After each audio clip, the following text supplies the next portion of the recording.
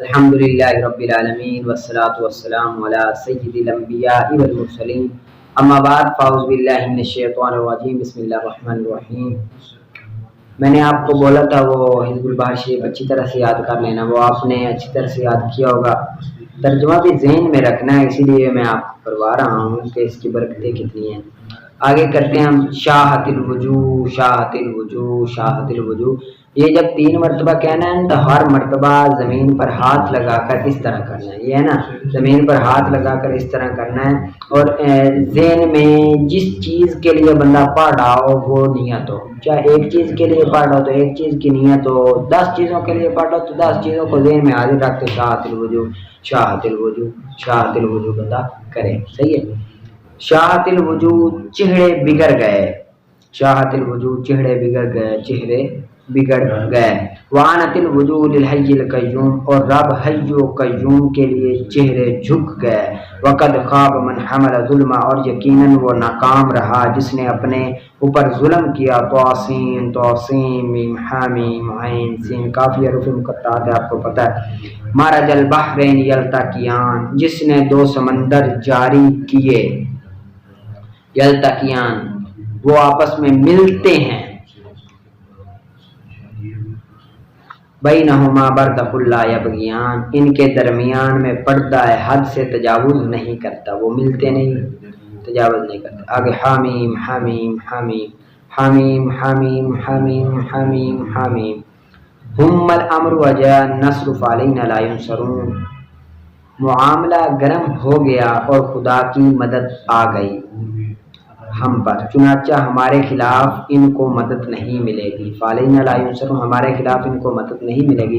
حامیم تنزیل الکتاب من اللہ العزیز العلیم، حامیم قرآن کا اترنا، اللہ زبردست بہت علم والے، بخشنے والے، توبہ قبول کرنے والے ہیں، سخت عذاب فرمانے والے، بڑے نام والے کی طرف سے ہے۔ غافر الذنب وقابل التوب شدید العقاب ذی الطول، توبہ قبول کرنے والے، قابل التوب توبہ قبول کرنے والے، شدید العقاب سخت عذاب والے،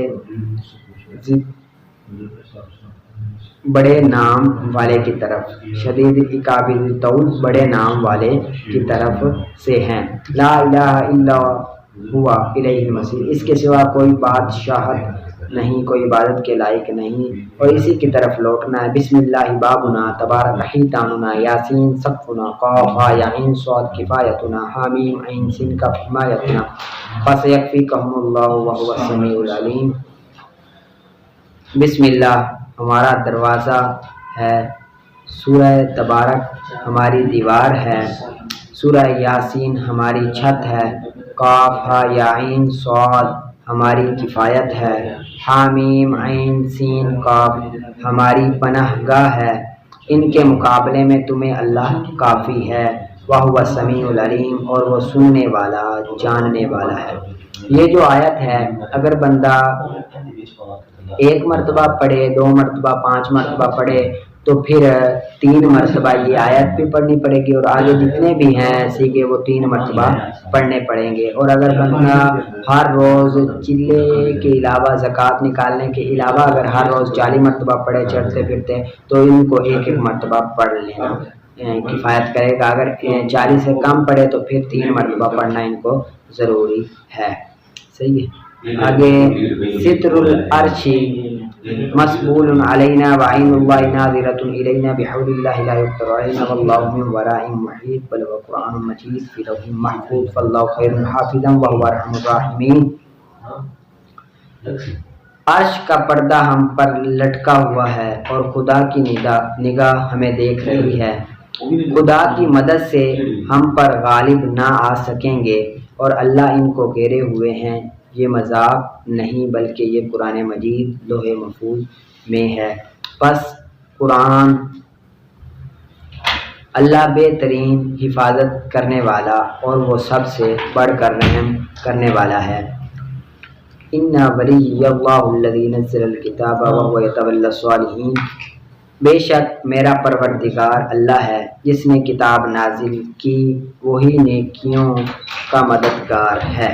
حسبی اللہ لا الہ الا هو علیہ توکلت وهو رب العرش العظیم، میرے لیے اللہ کافی نہیں ہے کوئی معبود سوائے اس کے، میرے لیے اللہ کافی ہے نہیں ہے کوئی معبود سوائے اس کے، علیہ توکلت وهو رب العرش العظیم، اسی پر بھروسہ کرتا ہوں اور وہی عرش عظیم کا رب ہے۔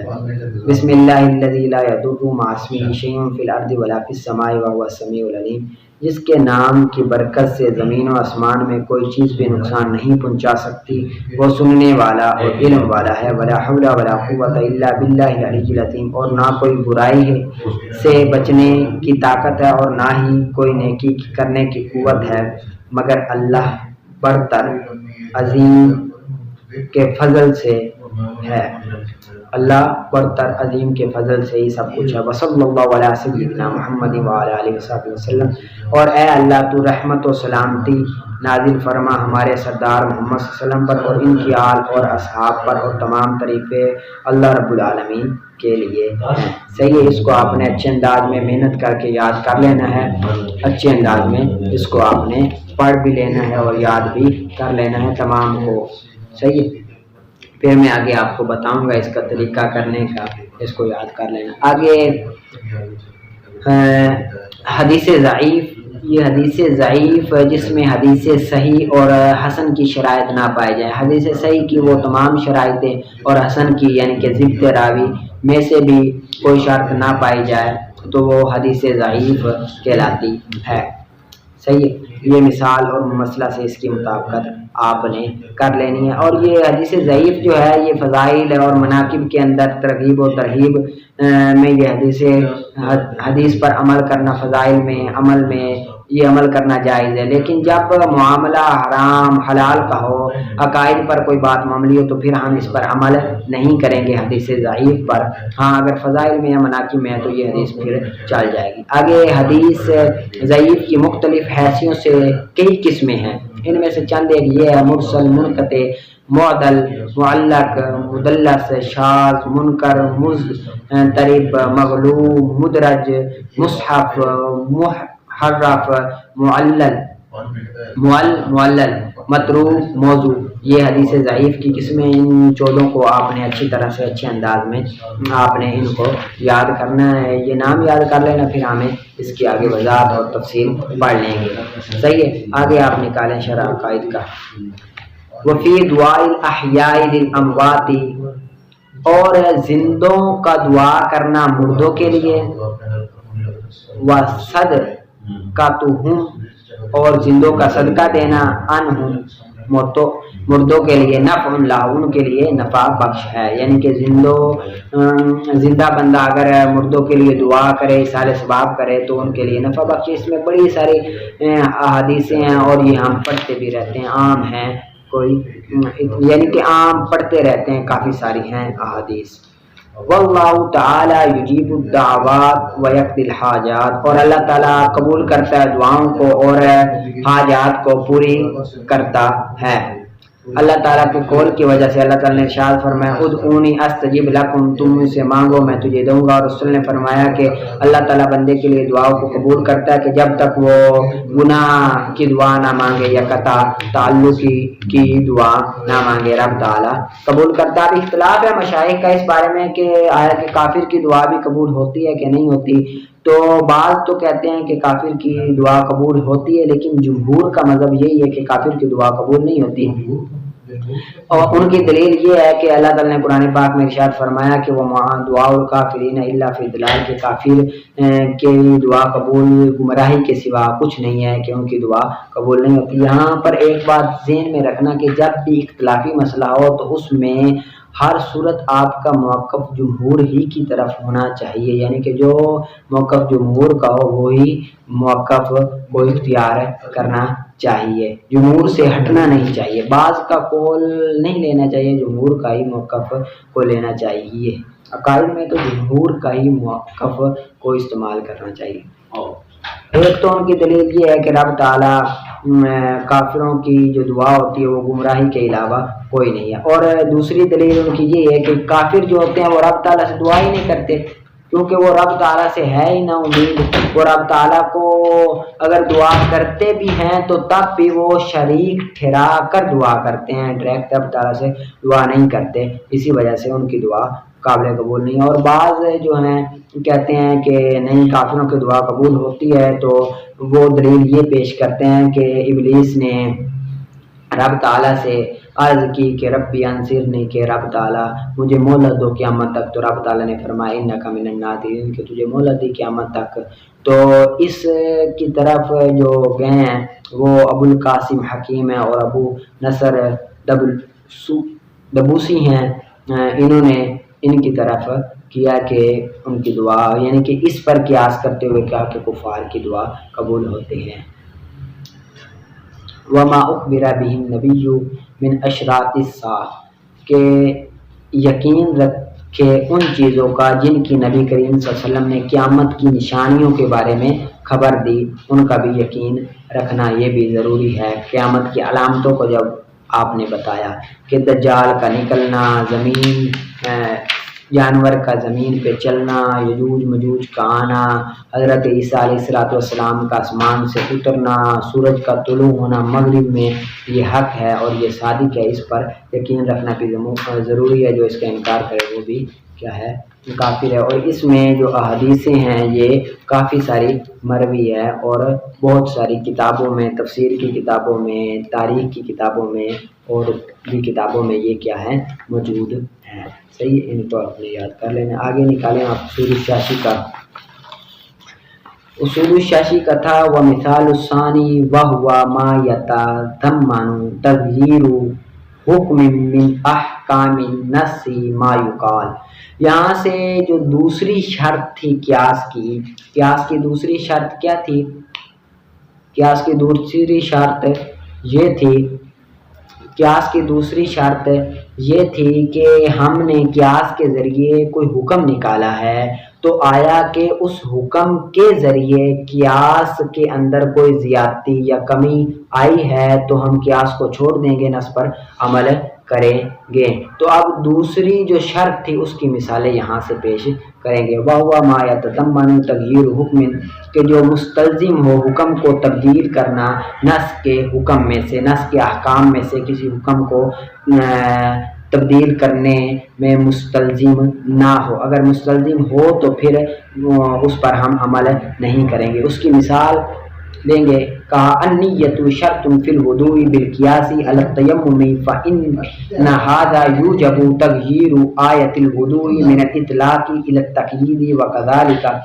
یہاں سے ایک مثال پیش کی ہے، وکذالک اذا قلنا سے آگے دوسری مثال پیش کریں گے. پہلی مثال یہ ہے کہ نیت کے اندر وضو کے اندر نیت شرط نہیں ہے. اب امام شافعی علیہ رحمہ نے قیاس کیا کہ تیمم پر قیاس کیا. فرماتے ہیں کہ جس طرح تیمم ہم کریں تو تیمم کے لیے نیت شرط ہے، اسی طرح وضو کرنے کے لیے بھی نیت شرط ہے. ہم کہتے ہیں کہ نہیں، نص ہے، قرآن پاک میں آیا فَاغْسِلُوا وُجُوهَكُمْ وَأَيْدِيَكُمْ إِلَى الْمَرَافِقِ. یہ آیت اس بات پر دلالت کرتی ہے کہ وضو کے لیے نیت شرط نہیں بلکہ چہرے کا دھونا، پاؤں کا دھونا، سر کا مسح کرنا، ہاتھوں کو دھونا یہ ضروری ہے، یہ فرائض میں سے ہے. اگر ہم یہ کہہ دیں کہ نیت کرنی یہ ضروری ہے، فرض ہے، شرط ہے، تو قرآن پاک پر زیادتی لازم آ گئی. نص کے حکم کو تبدیل کرنا لازم آئے گا، نص پر زیادتی لازم آئے گی. نص تو کہتی ہے کہ ان کو دھو، آپ زیادتی کر رہے ہو نص پر کہ نیت بھی کرو. تو اس صورت میں ہم قیاس کو چھوڑ دیں گے، قیاس پر عمل نہیں کریں گے. ہم کہیں گے وضو میں نیت شرط نہیں ہے، ہم کہیں گے نص پر ہم عمل کرتے ہوئے کہیں گے. اگر ہم کہیں کہ نیت شرط ہے تو قرآن پاک میں تو مطلقاً فرمایا گیا کہ دو، ہم نیت کو ذکر کر کے نص کو مقید کر رہے ہیں تو مطلق کو مقید کرنا لازم آ رہا ہے، یہ جائز نہیں ہے، اس کو ہم چھوڑ دیں گے. صحیح ہے. آگے وَكَذَلِكَ إِذَا قُلْنَا، الطواف بالنیۃ صلاۃ بالخبر فیشترط له الطہارۃ وستر العورۃ کالصلاۃ کان ھذا قیاسا یوجب تغییر نص الطواف من الاطلاق الی القید۔ یہاں سے ایک دوسری مثال بیان کی۔ امام شافعی فرماتے ہیں کہ طواف کے اندر،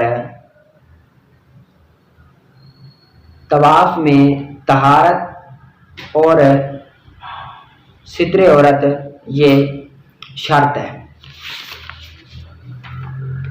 شرط ہے۔ امام شافعی فرماتے ہیں طواف میں طہارت اور ستر عورت شرط ہے۔ دلیل وہ یہ پیش کرتے ہیں الطواف حول البیت مثل الصلاۃ، کہ طواف کو نماز کی طرح، جس طرح نماز کے اندر طواف طہارت اور ستر عورت ضروری ہے، اسی طرح طواف میں بھی ستر عورت اور طہارت ضروری ہے۔ اب احناف فرماتے ہیں کہ طہارت اور ستر عورت ضروری نہیں ہے، یہ آپ کا قیاس کرنا نماز پر، یہ قیاس باطل ہے۔ کیوں باطل ہے؟ کیونکہ اس صورت میں نص کے حکم میں تبدیلی آ رہی ہے، نص کے حکم میں زیادتی آ رہی ہے کہ قرآن پاک میں تو فرمایا گیا ہے فَلْيَطَّوَّفُوا کہ طواف کرو، اب طواف مطلقاً کہا گیا ہے طواف کرو۔ اگر ہم یہ شرط لگا دیں کہ طہارت اور ستر عورت بھی ضروری ہے تو ہم مطلق کو مقید کریں گے، مطلق کو مقید کریں گے جو کہ نص پہ زیادتی ہے، تو ہم کہیں گے کہ قیاس یہ باطل ہے، قیاس پر عمل نہیں کریں گے، نص پر عمل کرتے ہوئے یہ کہیں گے کہ طواف میں طہارت اور ستر عورت یہ ضروری نہیں ہے، فرض نہیں ہے۔ صحیح ہے۔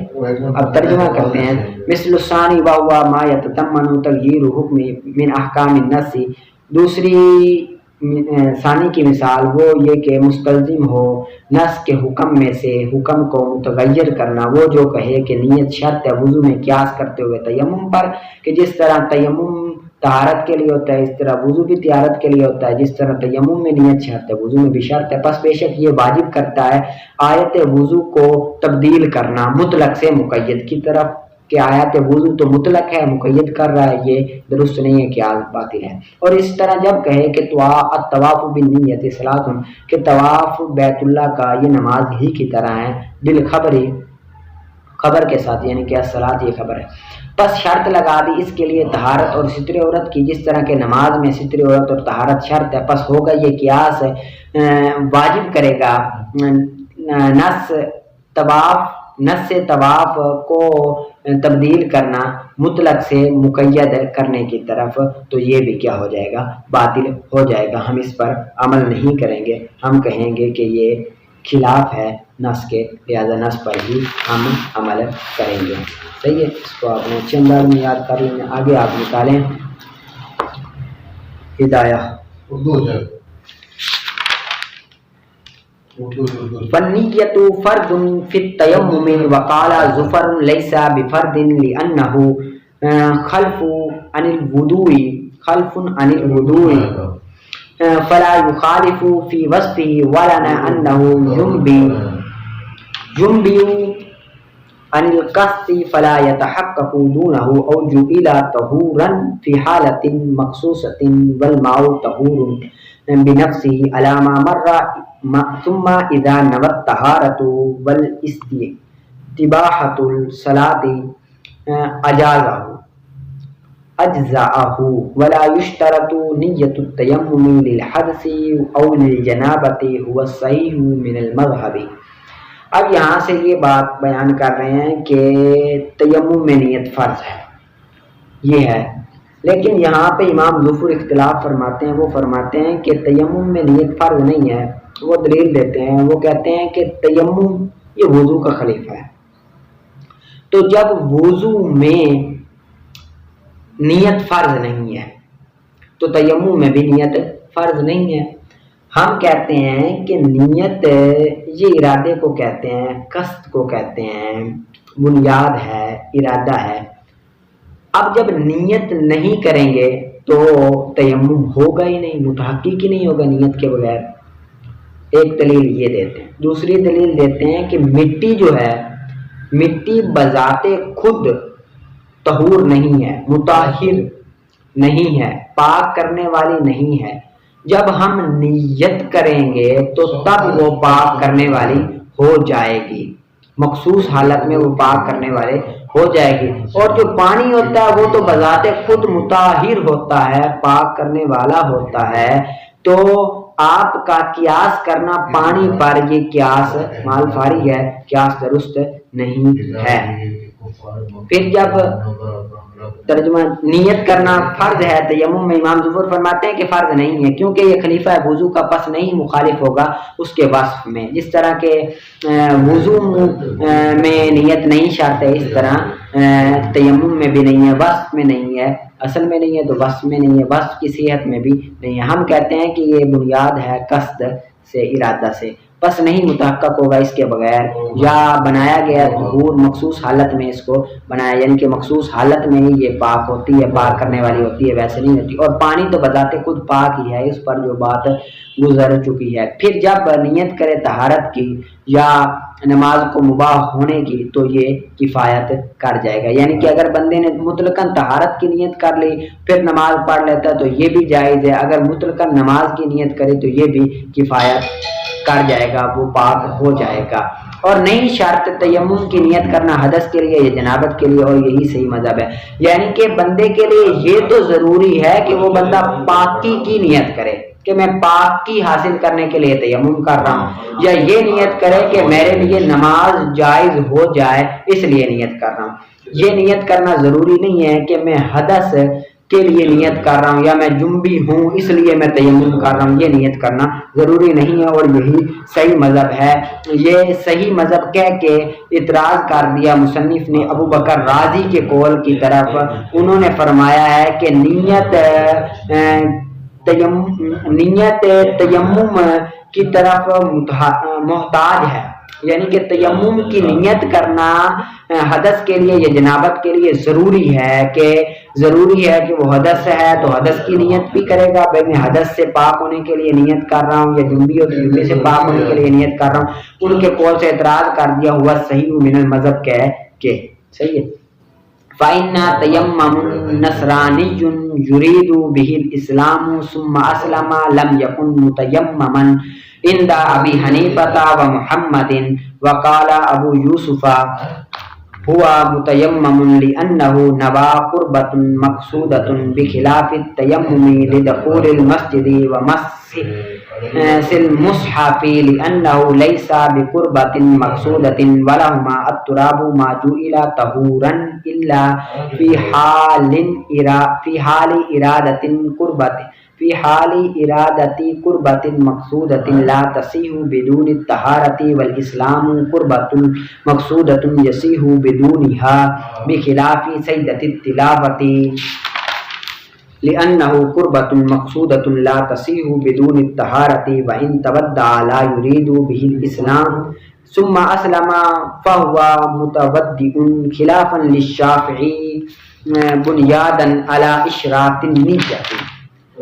اب یہاں سے اس بات کو بیان کر رہے ہیں کہ ایک آدمی ہے، وہ نصرانی ہے، اب وہ تیمم اس نے کیا، ارادہ کرتا ہے کہ میں مسلمان ہو جاؤں، پھر وہ مسلمان ہوا تو آیا کہ اس کا تیمم رہے گا کہ نہیں رہے گا، کہ وہ اب نماز پڑھنا چاہتا ہے کہ نماز پڑھنے کے لیے اس کا وہی تیمم کافی ہوگا کہ نہیں کافی ہوگا۔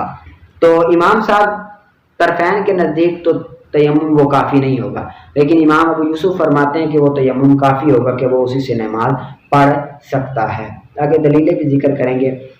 پس بے شک تیمم کرنا نصرانی کا ارادہ کرے اس کے ساتھ اسلام کا، پھر مسلمان ہو جائے تو نہیں ہوگا تیمم، اس کا نہیں رہے گا تیمم۔ طرفین کے نزدیک امام ابو یوسف فرماتے ہیں کہ تیمم اس کا رہے گا۔ دلیل کہتے ہیں کہ اس نے نیت کی ہے عبادت مقصودہ کی، باخلاف تیمم کرنا مسجد کے داخل ہونے کے لیے یا مصحف کو چھونے کے لیے، یعنی کہ مسجد کے اسلام لانا یہ عبادت مقصودہ ہے۔ تو عبادت مقصودہ کے لیے اگر تیمم کیا جائے تو اس کے بعد اگر کوئی اور عبادت مقصودہ ہے، کوئی اور عبادت مقصودہ ہے تو اس کو بھی اسی تیمم کے ذریعے ادا کر سکتا ہے۔ تو لہذا اسلام لانا بھی ایک عبادت مقصودہ ہے، تو اس کے لیے وہ تیمم کر رہا ہے، اب اس کے بعد وہ نماز پڑھے، وہ اور عبادت مقصودہ ہے تو لہذا اسی تیمم سے وہ پڑھ سکتا ہے۔ باخلاف مسجد میں داخل ہونے کے لیے اگر کوئی شخص تیمم کرتا ہے یا قرآن کو چھونے کے لیے وہ تیمم کرتا ہے تو وہ اس کے بعد پھر وہ نماز نہیں پڑھ سکتا. کیوں؟ لِأَنَّهُ لَيْسَ بِقُرْبَةٍ مَقْصُودَةٍ، کیونکہ وہ عبادت مقصودہ نہیں ہے.